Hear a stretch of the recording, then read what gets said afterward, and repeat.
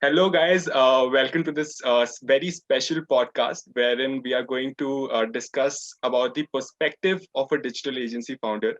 And I have a very special guest with me, Mr. Akshay Gurnani, the CEO and co-founder of one of the heavyweight digital agencies of India, Shebang. He made it to the Impact 30 under 30 list in 2019.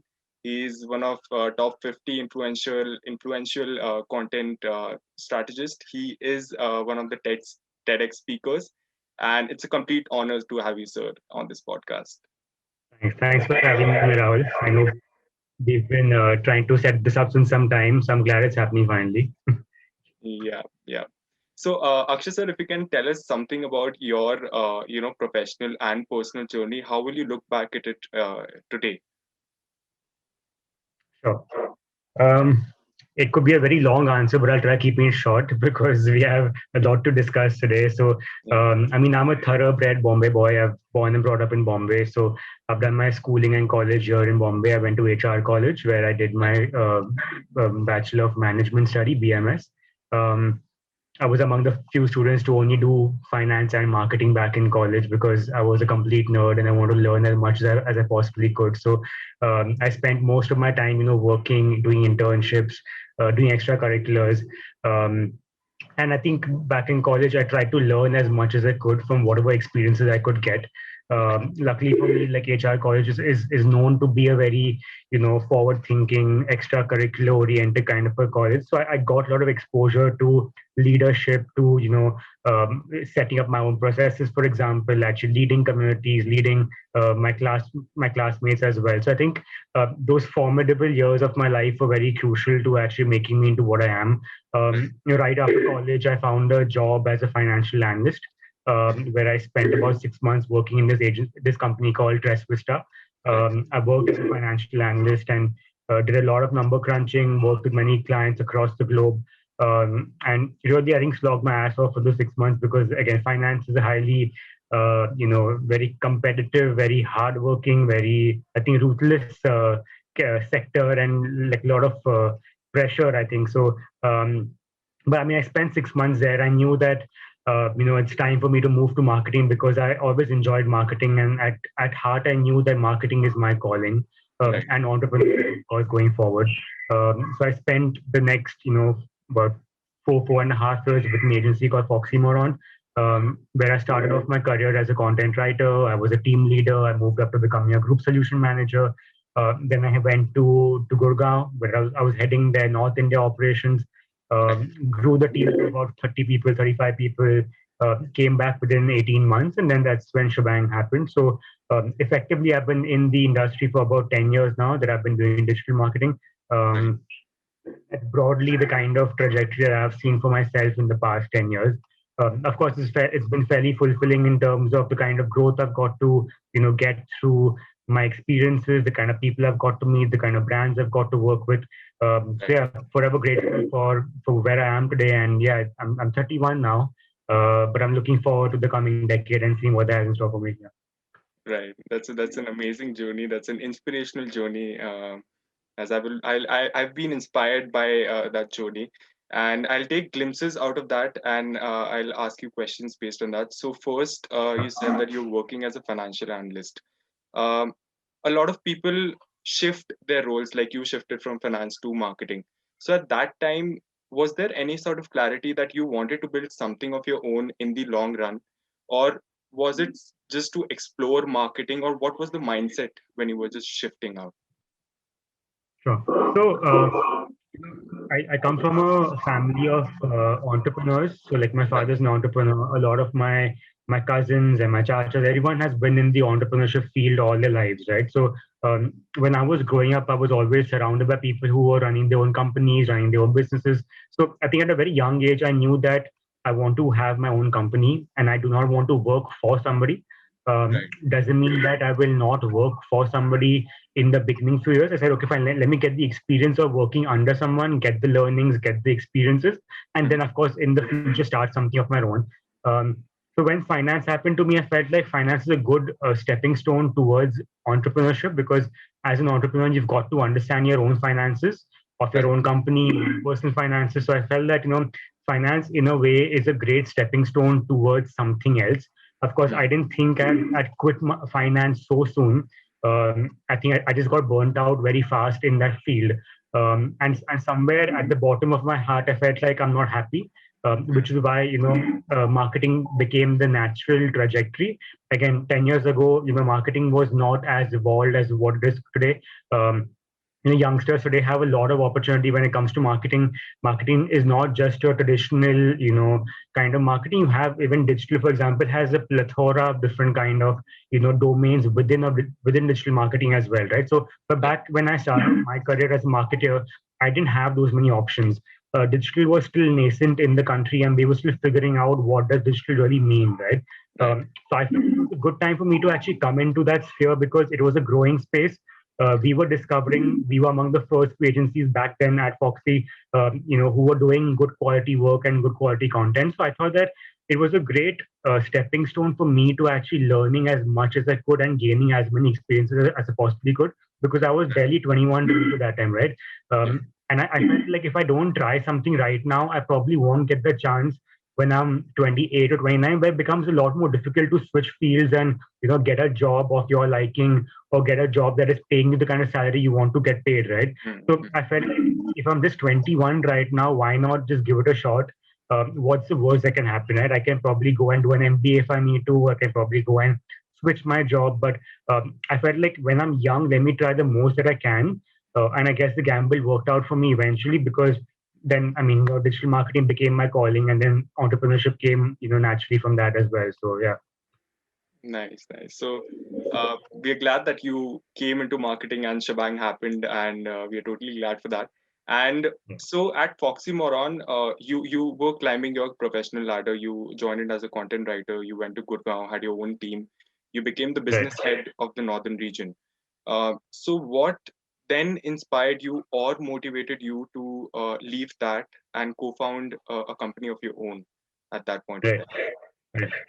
Right. I think this taking from my previous answer as well, like entrepreneurship has always been very core to my belief and to my being. So I felt like if I can do this for somebody else, why can't I do it for myself, right? Like if I can Right. grow a team of 30 people, do business worth 7 crore in a year for Hmm. somebody else, why can't I do it for my own self, right, or for my own company?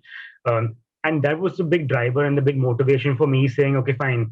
Now I'm just about 24, 25. It's a good chance to take the risk because again, if I don't try it right now, I probably won't get the chance in the future wherein I might have a family to look after, where I'm not as risk taking in my abilities, right? So Right. I felt like at the age of 24, it's the right time for me to try. Again, I said I'll give it 2 years, give it 3 years. If it doesn't work out, I can always go back and work for somebody else, find a job, or do something in that space. But I felt like that was the right time and that was my right calling. So yeah, I think it came from the perspective that if I can do it for somebody else, why can't I do it for my own self? And those the 1.5 year in Gurgaon gave me the confidence that living alone, firstly, working in a market which is completely alien to me because how people work in Bombay are very different from how people work in Delhi, right? Yeah. Cultures are different and the brands are very different. So I think from that perspective, I felt like I grew a lot in the 1.5 year where I had to fend for myself and for my team and for my brands. And I felt like, okay, that's the right thing for me to come back to Bombay and do is start something of my own, and take it from there, and that's how Shebang actually happened. Right. That's great. That's great. So, as you said, entrepreneurship was always in your family. All your most of your family members were into entrepreneurship. So, Yeah. I mean, when you become an entrepreneur, the most crucial time is the time when you are actually planning stuff out. So, we would like to know that what was the journey between the last day at Foxy Moron and the first day of Shebang, which was, in my opinion, 20th January 2015, when it got established. So, what was going on in your mind? How was the journey like? Yeah. So, my journey at Foxy ended actually on the 30th of November, sorry, is when I came back to Bombay. Hmm. And the month of December actually went in me trying to figure out, what's my next step. Right. Um, and that's when the entire shebang, the thought of shebang sort of came in. And that's when, Sohail and Harshil, both of us, All three of us sort of moved out of of what we were doing at Foxy and said, okay, fine, let's start Shebang. Effectively, the gestation period was approximately 1 month from when we officially left, and then we started Shebang. Of course, while the incorporation happened on 28th of Jan 2015, a lot of the planning has started before that itself, where we were thinking of what's the business plan, what's the vision for the company, what's the kind of a team that we require, how big do we want to start with, how many people do we want to be in the next couple of years. So a lot of the planning actually started much before that. And because we've all cumulatively been in the industry for about 15, 17 years at that point in time, we sort of knew what the expectations from the market were. We knew what the need gaps were. We knew the kind of brands that were in the industry and what kind of work they were looking at us for. So I think from that perspective, we were quite clear on what do we need to go to market with and what was the business plan for the same. So of course we worked backwards. We worked towards building the company slowly. And the vision was from day one that we've got to be a big agency, because we've already done this setting up of a company in the past. So we've got to already start big. Otherwise that journey would again be a very slow journey taking 10 years to grow. We said, okay, fine, let's start by becoming a big agency, by being slightly more visionary, by taking a higher risk. Of course, that also meant putting in more money into the company and starting off by hiring more people. We had a 10,000 square foot office within 3 months. So effectively, we had the vision of growing a company to becoming a 300 member company right from day one. And you can imagine, like, we used to come into an office space which was 10,000 square feet, but we had only 30 employees, right? So that became the motivation, saying that we've got to start filling up these seats. And the only way we can fill up these seats is if we start getting more business, right? So that became our motivation, saying we've got to go and get more business, go and get more work, hire the right kind of talent, get the right kind of leadership within the company, and then just grow from there. Right, Yeah. right. So you talked about also the vision that you guys had a lot of planning in that 1 month.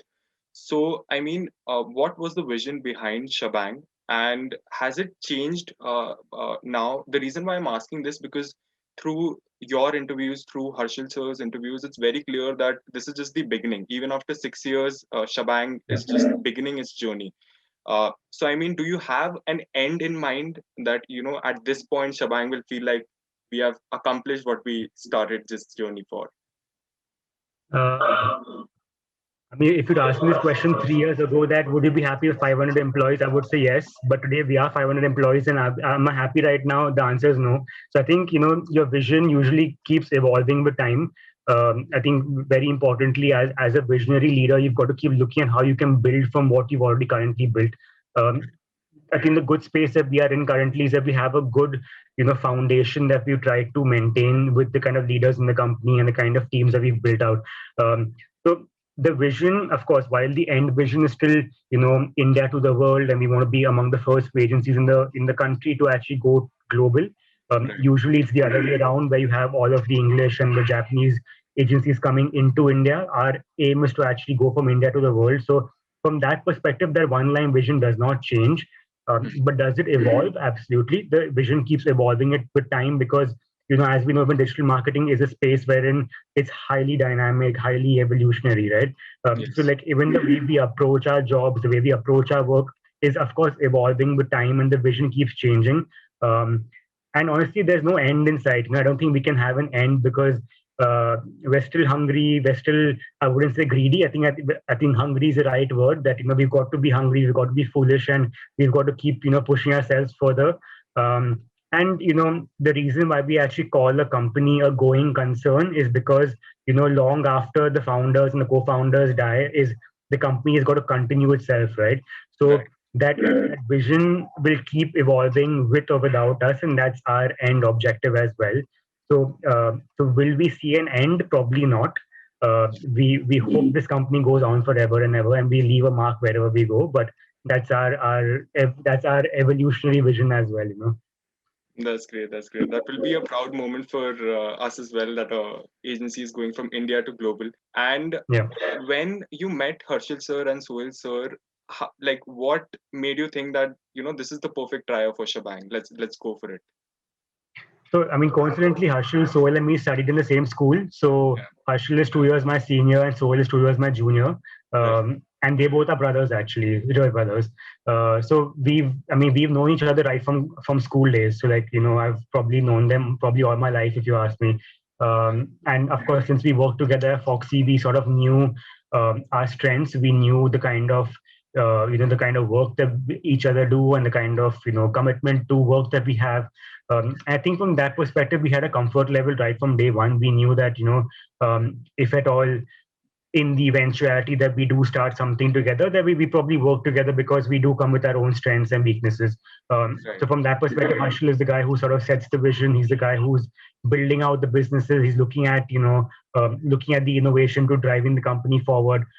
Soil, on the other hand, looks a lot into all of the technology side to the business. He looks at, the design language, for example.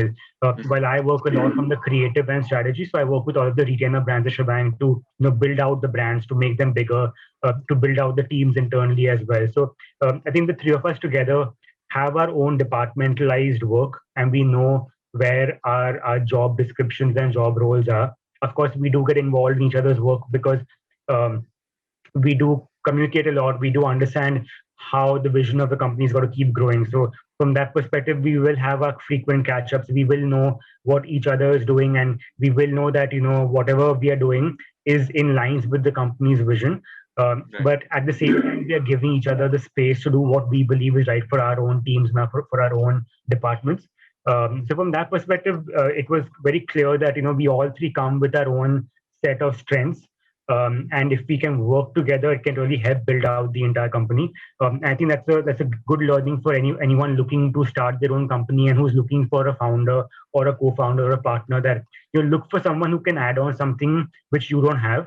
Mm. Like, don't get somebody on board who already does or knows the same thing as you, because in that case you end up stepping on each other's toes very often. Like, you might end up doing the same job, and that same role becomes quite redundant because there's nothing fresh being added in from both perspectives, right? So always look at someone who can add in something different to what you already know, and I think that's where the growth actually happens.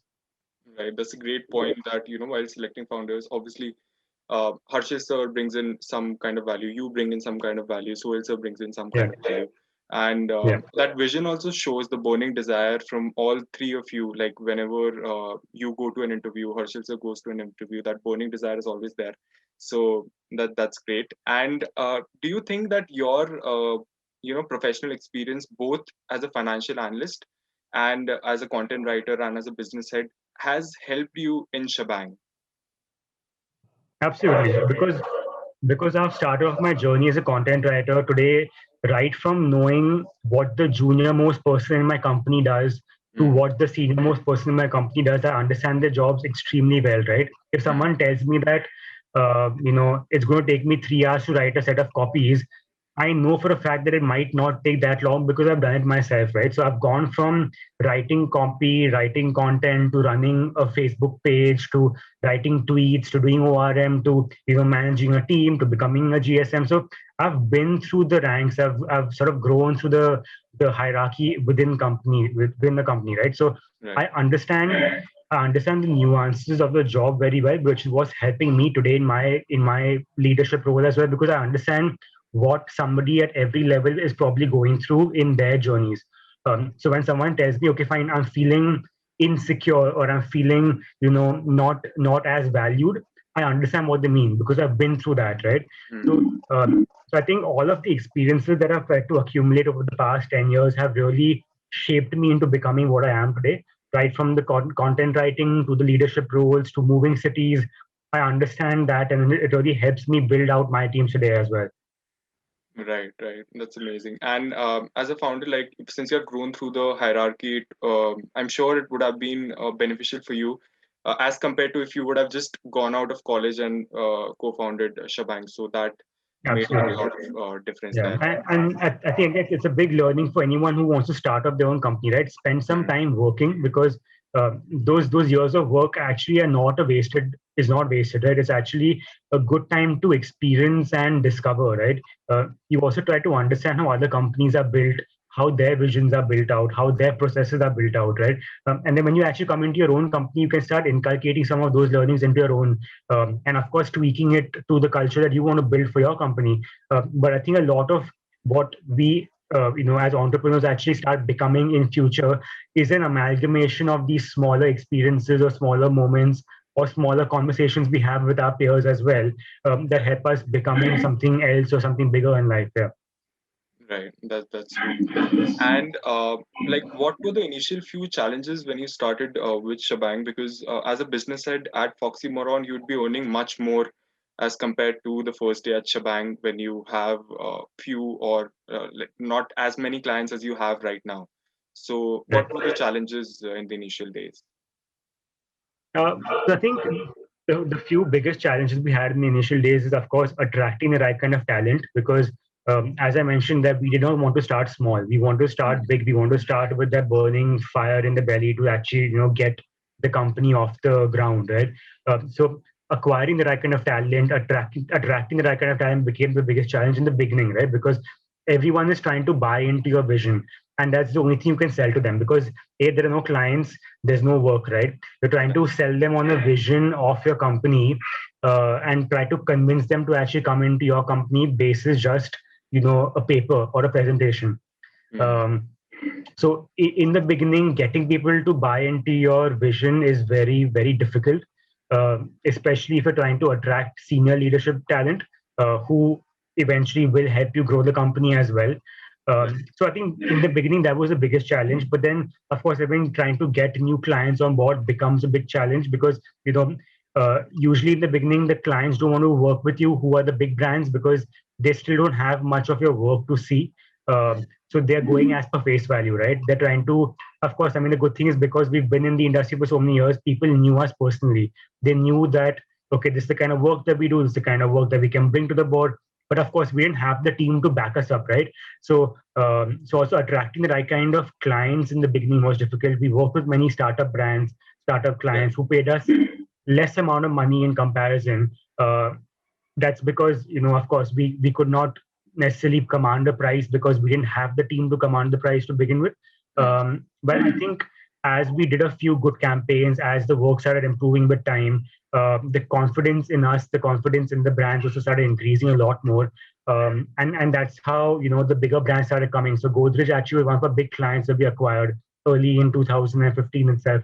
Um, Right. and we were lucky enough to get the client because one of our ex-colleagues from our previous organization was moving to Godrej. So she had sort of worked with us in the past, and she knew the kind of work that we do. So she said, okay, fine, I'm going to give you a chance to pitch. To come and pitch to us and tell us why we should work with you. They gave us a project to do. We did a good job on that, and that's how we started getting better brands. Because the moment you can get a leg into a Godrej, then the other brands start coming after you, right? Right. So I think it came through slow and small wins, but once the wins came is when we started amplifying and going, doubling down on the effort and sort of acquiring more. Right. So, backing up the initial few clients, the networks really help you that you had built through Yeah. your Friends and professional family. journey. Friends and family go a long way in helping you get work to start off with. Even if Right. they're not paying you much money, it's okay. But I think as long as you can show some work on your roster and say, okay, this is my portfolio of work, this is the kind of work we can potentially do for you, I think it's okay. Like, take it as a cost of business development. It's Right. okay if not paying you much money, but take it as a BD cost, because in the long run, this work will help you acquire more clients as well. Right. That's a great learning for people who are just wanting to start out.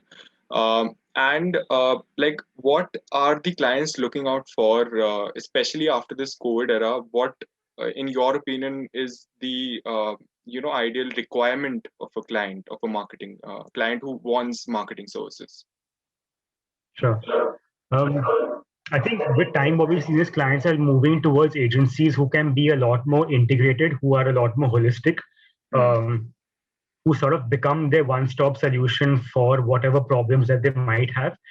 And that's exactly what Shebang strives to do. I mean, when we say we bring the whole shebang, it is an amalgamation of all of these services, all of these different, offerings that we can bring to the client and get them to sort of, buy into us as their one-stop solution for all of their needs.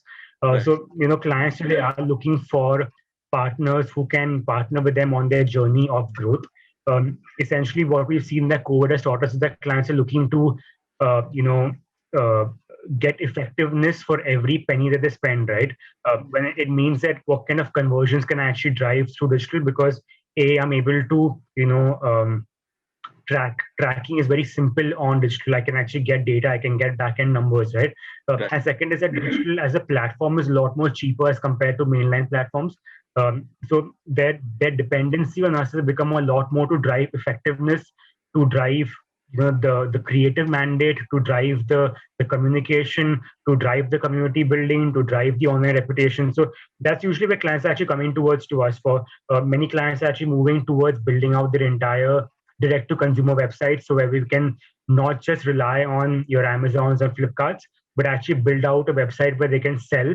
And e-commerce becomes that very important leg to their entire marketing spend as well. And of course, backed by a lot of influencer marketing, by paid media marketing, by a lot of content marketing that goes through SEO, through website content, through blog content. Right. And video becomes an integral part of the communication, because today all the platforms have moved towards becoming video first. So be it your Instagram, be it YouTube, Facebook promotes a lot of video content. So the production of content becomes very important in their overall mix.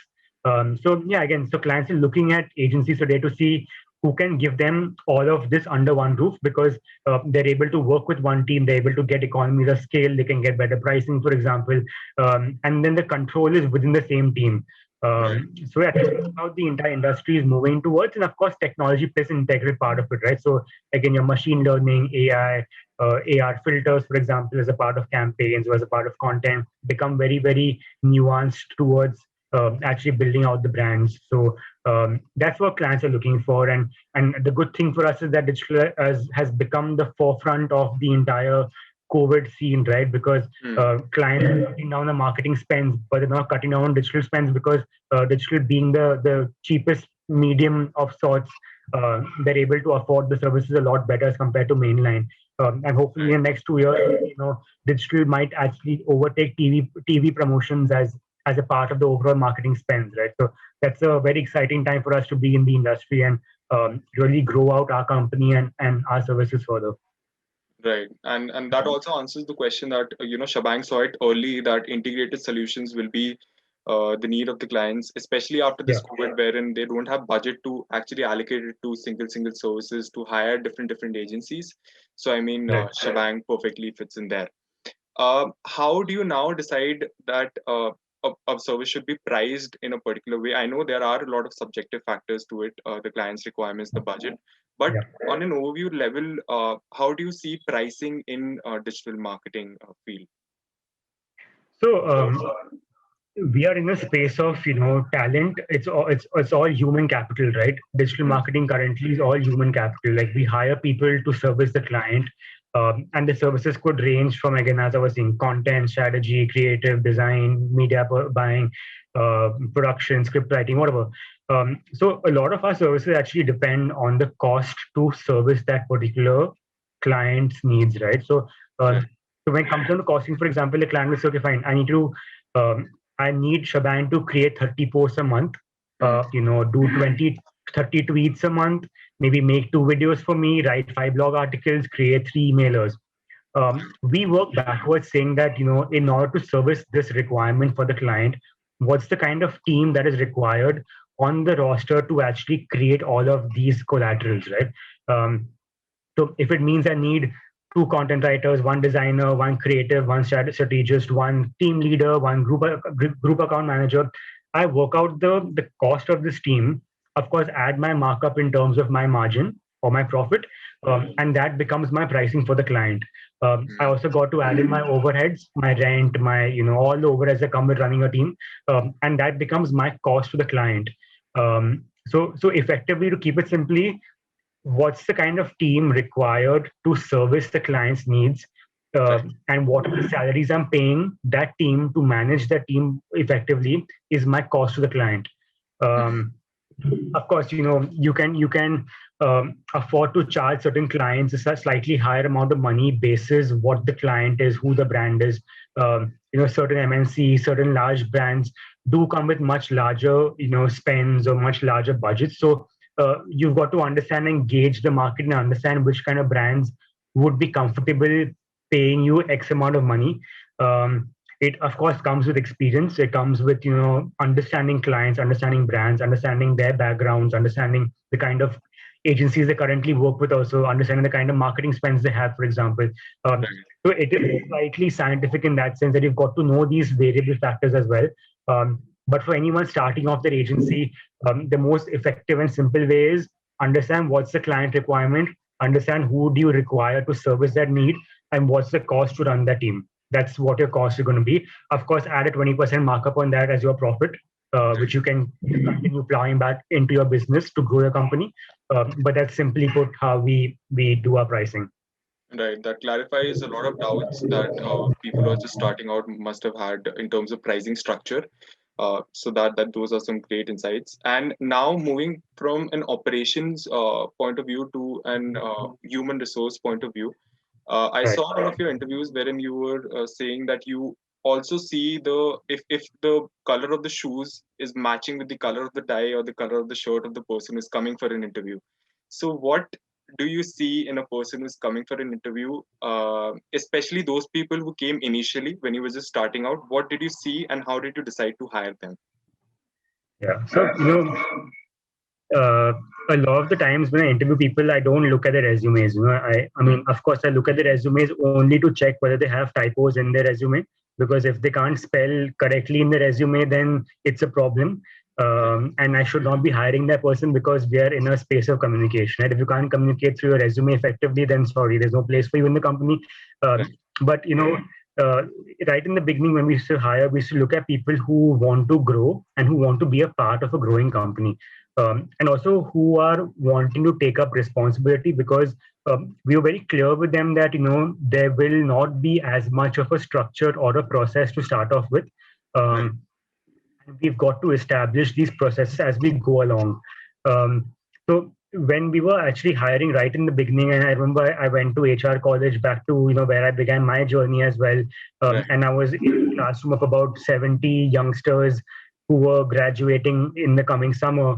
And I was presenting to them about the vision of Shebang and the kind of work we want to do and the kind of brands we want to work with. Yeah. There were a few guys who really had this spark, saying, as soon as I'm done with college, I want to come and grow this agency with you, or I want to be a part of a team where I can learn with you. And those were the guys who we actually picked out because, of course, they had that drive in them where they wanted to, be in a space where they could also learn. Right. And that's exactly how I began my life journey when I came to working, saying that I want to be a part of a team where I can actually learn. Um, and I guess somewhere like your vibe attracts your tribe, right? So Yeah. we try to recruit people who wanted to learn and grow with the company. And they, in fact, some of the guys who we recruited right from day one worked with us for almost 4.5 years. They became leaders in the company. A couple of them moved out recently. They started their own agencies, and now they're part of the Shebang network. So they are part of the Shebang network overall. We have a small stake in their company, but they still work very closely with us because of their journeys. So like I think when I interview people, it's a lot about, of course, looking at the kind of experiences they've had in the past. Have they switched jobs very often? That's a red flag always.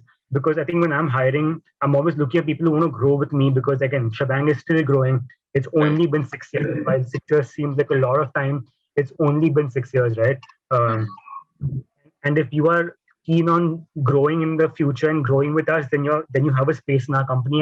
And we're a big believer that all the leaders who are going to take up leadership roles within the company need to be homegrown. We very Right. rarely go out and acquire really senior people from outside. We have been off late, but a lot of the, maybe like 70% of all leaders in the company currently are all homegrown. So they started off their journey writing content, becoming a team leader, servicing clients. Today, actually running the entire show for large brands and large teams as well. So, Right.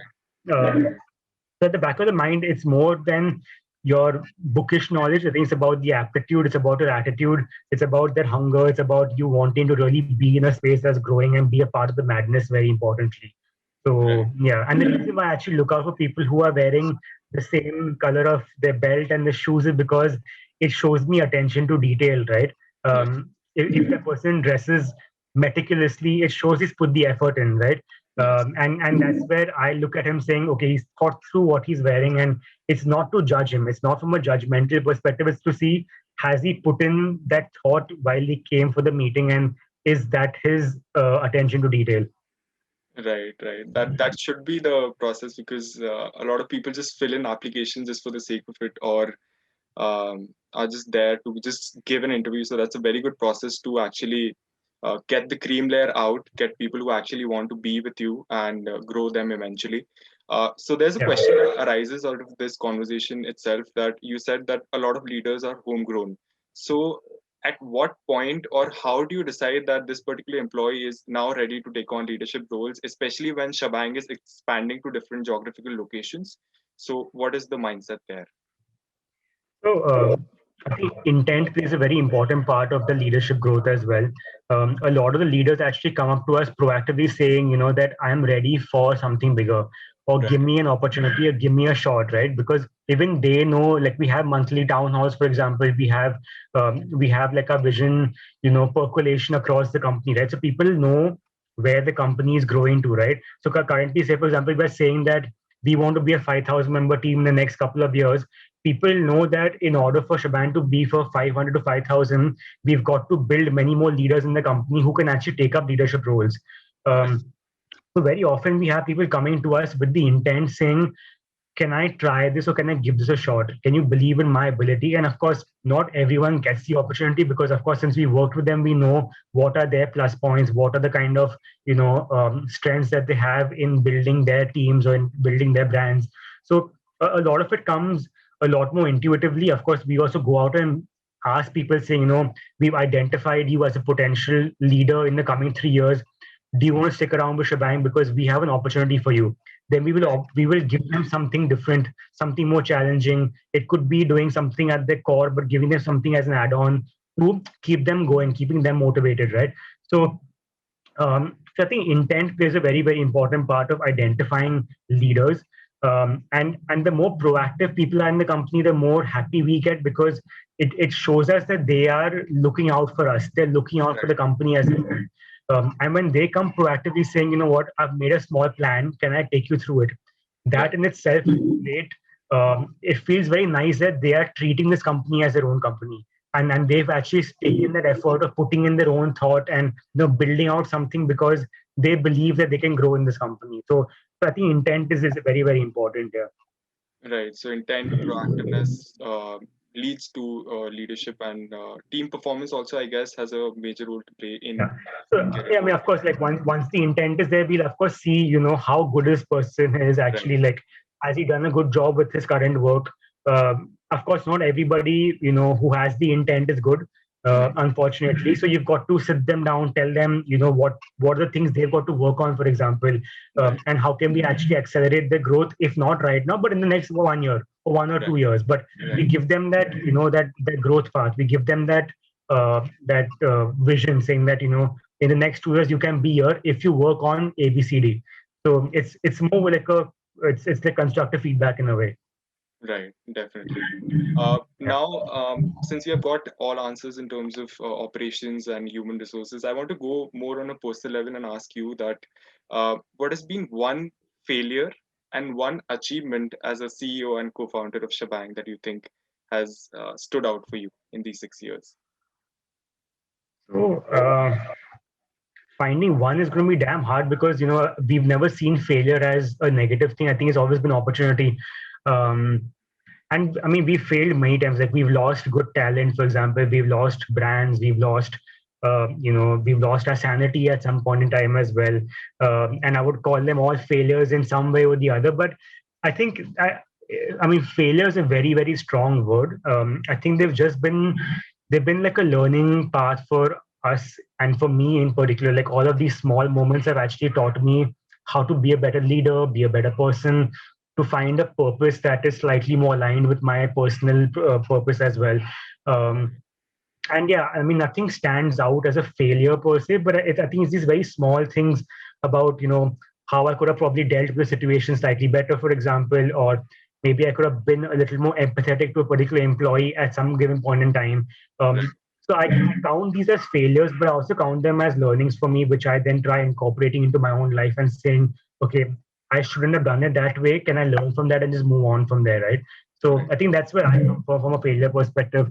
And talking about achievements, what really keeps me happy and what keeps me going is that I feel like, there are 500 people who are dependent on us on a daily basis. Like we've been able to give 500 people an employment. We've been able to give people an opportunity to take home a salary every month.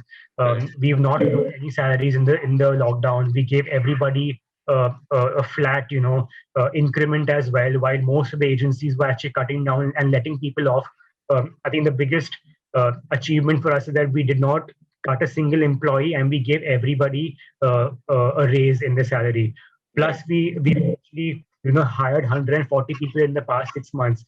So from that perspective, I think what we feel very nice about is that we're able to be a part of this growth story about India, right? Like we're able Yeah. to really drive the youth, we're able to drive change within our communities.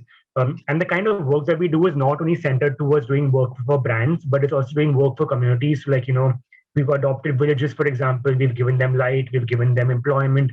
Um, but doing a lot of work in the social space as well. We recently registered a foundation called the Shebang for Good Foundation, where Right. we're doing good work for the community as well.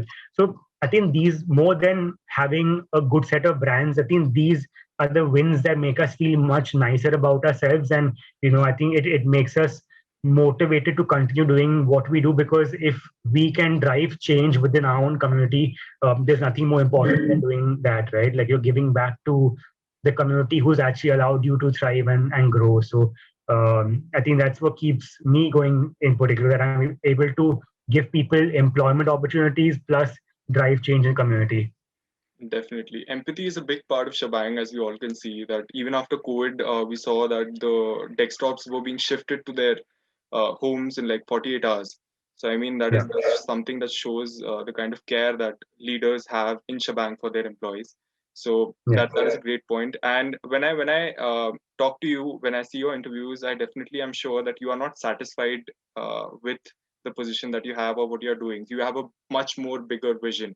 So, what is your personal vision and what is your professional vision? Are they both aligned, or how do you look at them? As do you look at them as separate or integrated in one way? Yeah. I think my personal vision is always to do work with a purpose. Be a purposeful human being, having a cause which I can sort of champion. Somewhere in this rut of working 24/7, working the entire day, working the entire year, we tend to lose focus of our own personal vision. And it's a good question you ask, because it's your personal vision, when aligned with the professional vision, becomes a motivation to carry on every day, right? Right. So I think somewhere those visions are converging. If you'd asked me this question a few years ago, maybe they were not converging. But I think now that I have a lot more control over my own company, over my own, my own being, over my own systems, over my own, growth for myself as well. I think Right. somewhere those visions are starting to collide and get slightly closer. I believe that I'm still a little far away from them meeting, but we are working towards that for sure. And if that vision is again to create a difference and to have an impact in society, and giving back becomes that part of their overall personal vision, I think somewhere professionally we are trying to do that as well. That giving back and being a good citizen of the country, doing as much as we can to empower people around us and communities around us. I think that's somewhere my vision is also. I'm very close to nature, for example. I love being in the outdoors. I love being wildlife photography. So somewhere in the future, maybe I might do something which is also driven towards that, Right. about conservation, for example. Of course, it takes a while to get to there, because you still got to earn your bread and butter. You still got to make enough money to allow a vision to be slightly more social. But I think, again, as I was saying, like it's getting closer. They're still far apart, but they're getting closer with time. I think as the company grows and the leaders keep getting bigger and bigger in our company, I think we as founders will start having time to try and make our personal visions also somewhere aligned with professionally. So it's an ongoing journey. As I said, like it's an ongoing journey. It'll never stop. And it keeps evolving with time. Like I think we keep discovering ourselves. I keep discovering myself, for example. And my vision of what I spoke about right now has only become more and more stronger in the past couple of years. Um, I think as I introspect a little bit more, as I spend more time with myself, I try to, sort of formulate the vision slightly stronger. I think every day I spend with myself, I try, making it slightly better and stronger and more defined. So yeah, it's evolutionary, but it'll come there somewhere. Yeah. Right, that's great. We all can see you reaching the sky one day and being one of the top two or the topmost entrepreneur of this country. So that brings us to the end of this podcast. However, I'd like you to give some concluding statements to people who are just starting out in as an agency or in any other field. Any advice that you would like to give them? Sure. Um, I think one thing, of course, is the vision, right? You've got to have a vision for yourself and try finding the purpose to that vision. Secondly, is try finding a differentiator, right? Because there are a lot of agencies in the industry, a lot of agencies in the market, right? Right. Now, how do you really differentiate yourself becomes very important. So try identifying those differentiators and try making that differentiator more sacred to your company. Um, because that's how you can actually approach clients saying this is why you should employ me as your agency on record. um, Right. Again, we spoke about this, that when you're looking for a partner, look at someone who adds on from what you lack. So always look at someone who can bring on something more than what you can provide to the other clients. And I think very importantly, just be true to what you've set out yourself to do. See, money, fame, all of those things will come with time, Right. but there's no substitute to hard work. There is absolutely no substitute to putting in those long hours, putting in those, burn those midnight oil, creating a network of people, trying to be the best person you can possibly be, read as much as you can, talk to as many people as you potentially can. There is absolutely no substitute to those kind of things, right? Um, and the moment you start growing, and the moment you start, achieving some form of success, like don't forget that you've got to be grateful and thankful to everyone who has gotten you to where you are today. Be it your teachers, be it your friends, be it your parents, be it the community around you, be it your, someone back in school who must have told you something back then, which has probably stuck on to you. I think don't forget those people and don't forget those learnings, because eventually you've got to be empathetic. You've got to be grateful for whatever you have. Of course, Right. luck plays a very, very important part of what you do, but somewhere it's your hard work that will actually get you to where you want to be in life. So, just a few parting statements. I know sometimes it's easier said than done, and it's a good motivational talk. But it's sometimes difficult to also keep yourself motivated daily. Um, and I believe in positive affirmation. So wake up in the morning and think about, what do you want to achieve today, and take each day as it comes, right? Like try making yourself a better person every single day, and try doing one thing which puts you out of your comfort zone. Try doing Right. one thing every day that makes you feel uncomfortable. Because I think that's how you're going to actually start learning, and start feeling nice about yourself. The moment you do one thing challenging daily, you feel like, okay, I've overcome one more hurdle in life, and I've become a slightly stronger person. So again, these challenges will keep getting tougher and tougher with time, but try doing one single thing every morning which makes you feel uncomfortable. And trust me, it's a slow process. Entrepreneurship is a slow process. Getting to where you want to be a slow process. So again, don't chase the money. The money will come, but just be true to yourself and be true to your work. Right. Those are some great pieces of advice, insights, and this has been one of the most insightful podcasts that I've ever had in my life. And thank you so much, Akshay sir, for your valuable time, I must say, for giving these Thanks, insights. Raj. I'm sure that this would have helped a lot of people who just want to start out. So thank you so much for that, sir. Thank you.